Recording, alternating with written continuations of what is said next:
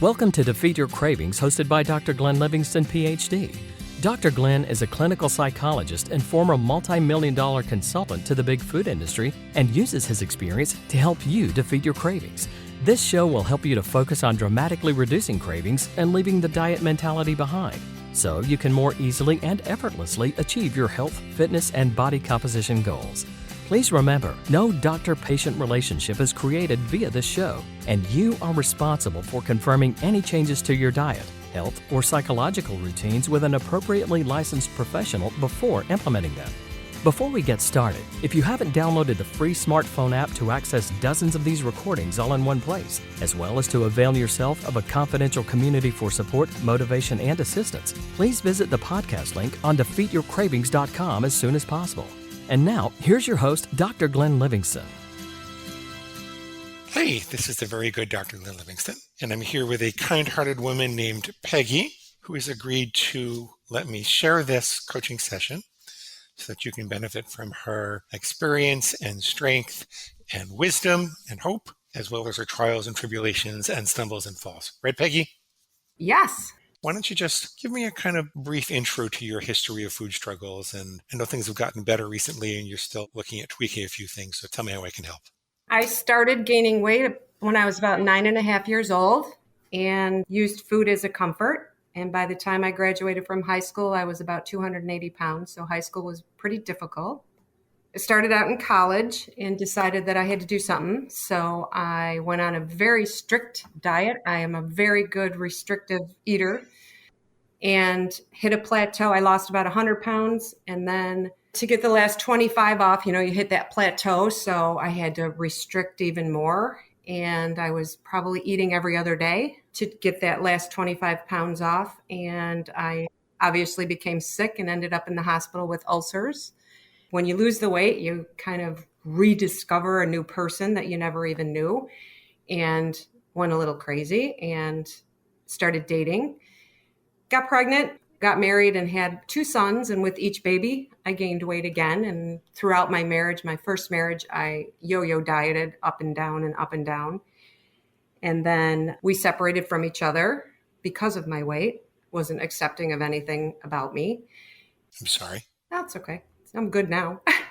So I was heavy when we divorced. And then through the stress of the divorce, I don't even remember that time period in my life because it was so stressful having 2 kids and being divorced. But I went back down to like 184 pounds without trying. I think it was just stress. And then met my second husband, who's a wonderful person. I have gained and lost. I've been yo-yoing my whole life. So it got very frustrating. And then, like I said, COVID hit. I'm a nurse. I was working constantly. Some very difficult, trying things have happened to me. 4 events in the last 2 years with family and friends. I think I was struggling when I found your program and said, I have to get control of something in my life, and turned to your program. I have not binged since then. I've lost 15 pounds. I have about 10 more to go.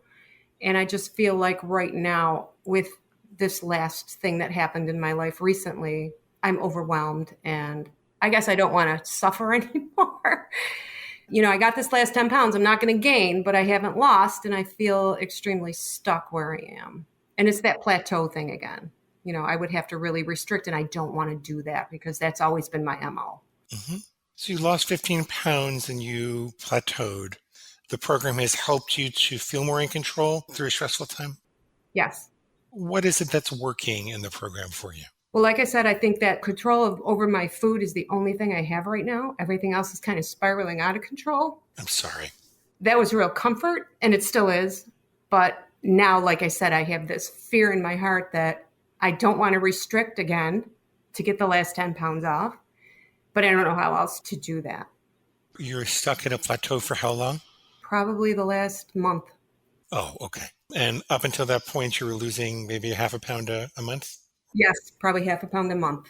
Okay, that's pretty good, actually. That's a really nice pace. Are you still working insane hours as a nurse? Yeah, I always do. The primary struggle is that the scale got stuck and you're not quite sure what to do and how to do it to keep it moving. Is it essential that it moves now? Is it sometimes taking a maintenance break for a month or two is part of the process? As a matter of fact, especially for people that have yo-yo dieted in the past, the general philosophy, the general idea about the diet mentality is that you're going to diet and then quote unquote go back to eating normally and learn how to do maintenance when you get to your goal weight. What the research has shown is that people who stop yo-yo dieting and maintain, they actually learn how to maintain all along the way. A couple of weeks off, could be a couple of months off if you're going through a particularly stressful time, and just learning how to maintain, as with maintenance being a skill. I'm not saying this is what you need to do, and it may be that for your emotional well-being, you really want to get back on a weight loss plan, but I just wanted to point out this perspective. I think the study was called the Matador study where they put that together. I wanted to point out this perspective so that you know that plateauing and maintaining for a little while in the midst of adopting a new way of being with food is not really a bad thing. What do you think?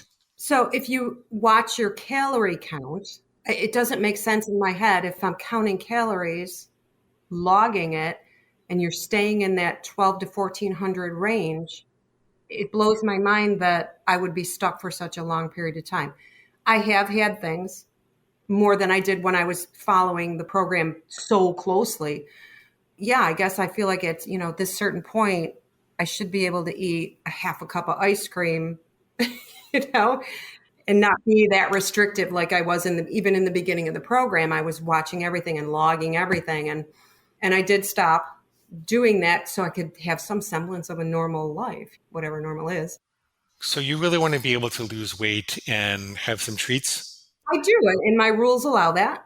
They're good. I love my rules. I actually do. I'm amazed that I came up with these things that's working for me. I support you to do this. I like your goals. I support you to do this. I want to figure this out with you.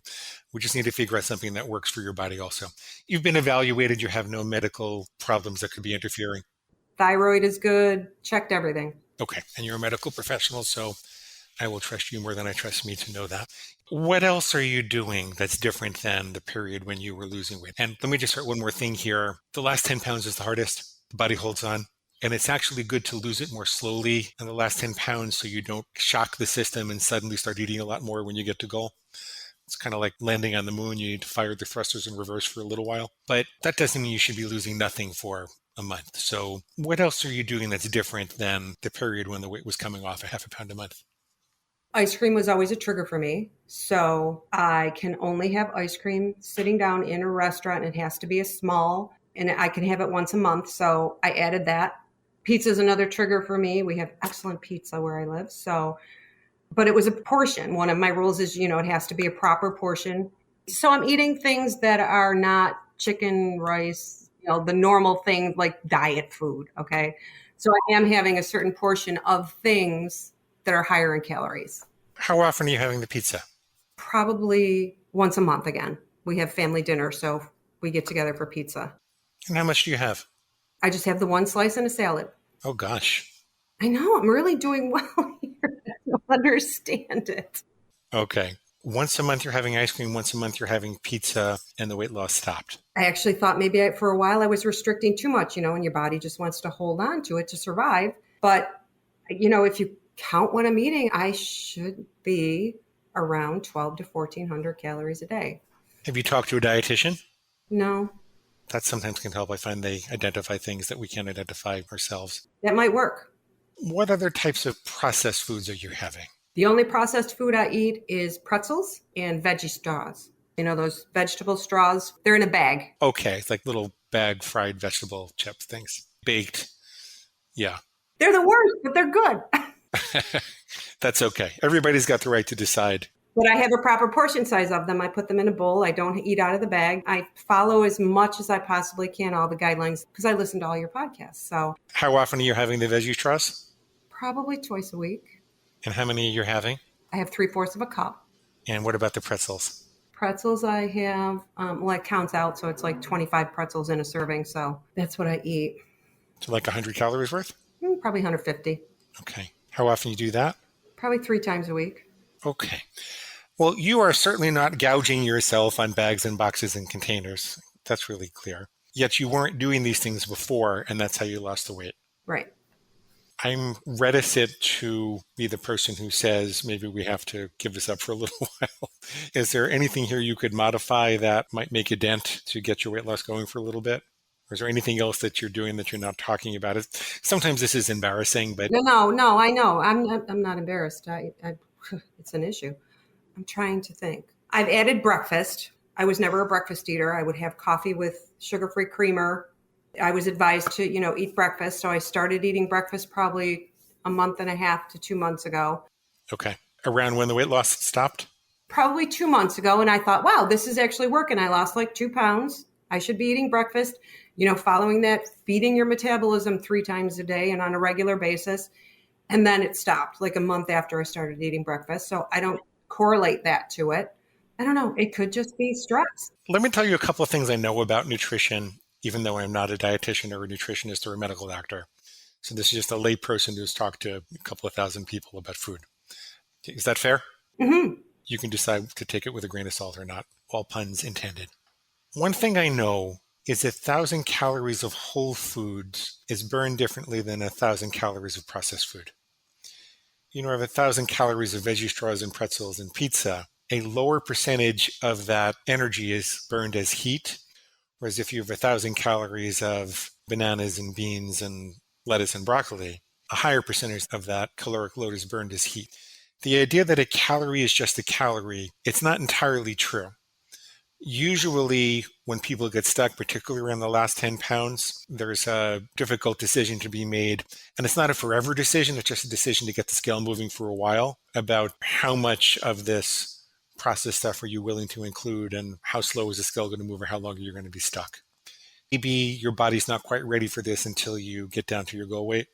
But that doesn't have to be a black and white thing. Maybe you could have the veggie straws once a week. Maybe you could cut it in half or something like that. That's a good idea. I think that could be part of the problem. I don't want you to cut your calories too much. No, I won't. I will never go past 1,200 again in my life. That's how I got sick. Okay. So that won't happen. I don't think that's healthy for anyone. Yeah. I'm not sure about adding breakfast. I saw this study recently, a meta-study on the difference in all-cause mortality for people who, 31 studies, and they found a 25% increase in all-cause mortality for skipping breakfast. So lately, I've been a fan of having breakfast. I was kind of convinced by that study, but it's not 100% conclusive. You're not reporting being out of control. You're just reporting the scale being stuck. But when people don't have breakfast, I often find it's harder for them to get back in control. I agree. I feel much better and more in control than I started eating breakfast. I can control lunch. I can control dinner. Yeah, it's made a big difference. Okay. So given our qualified nutritional discussion, and I mean qualified in quotes, Right. What takeaways, what specifically would you do differently that you think might move the needle? I think I'm going to just take a break from all processed food for a little while. I can do that. I can have fruit. I'm in the middle of summer, so we have fabulous produce here. We have farmers markets, and I'm going to do a little fruit instead of processed foods and see how that works. Yeah, because if you could get back on a half a pound a week, you could be at your goal weight by the end of the year, Yeah. And then you could introduce it slowly. And when you're not eating processed food, fruit is delicious, by the way. There's this phenomenon of downregulation. Have you ever heard about that? The nervous system can't hyper-respond to these oversized stimuli indefinitely. I can illustrate it better about this time when I used to sleep underneath the subway when I was in graduate school.